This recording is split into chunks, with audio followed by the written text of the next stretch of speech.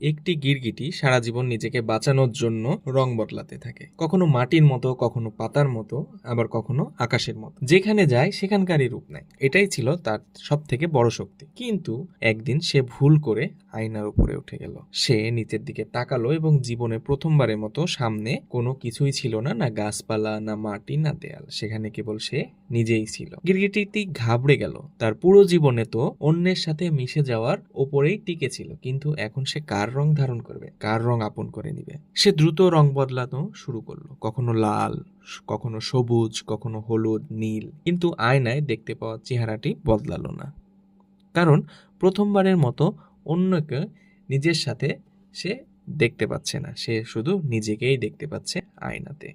কিছুক্ষণের মধ্যে তার শরীর কাঁপতে লাগলো এবং ভয়ে চুপসে সে সেখানেই মারা গেল।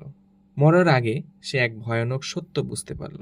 একদিন অন্যের মতো হতে হতে তার নিজের রঙে কোনো কিছু অবশিষ্ট ছিল না।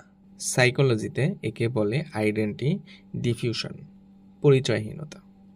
বাস্তব দুনিয়াতে অনেক মানুষ এভাবেই বেঁচে আছে। আলাদা আলাদা মানুষের মাঝে আলাদা আলাদা চেহারা, আলাদা আলাদা পার্সোনালিটি, আলাদা আলাদা ব্যবহার। এত বেশি অভিনয় করে যে একদিন আয়নায় নিজেকে দেখেও সে বুঝতে পারে না আসলেই আমি কে।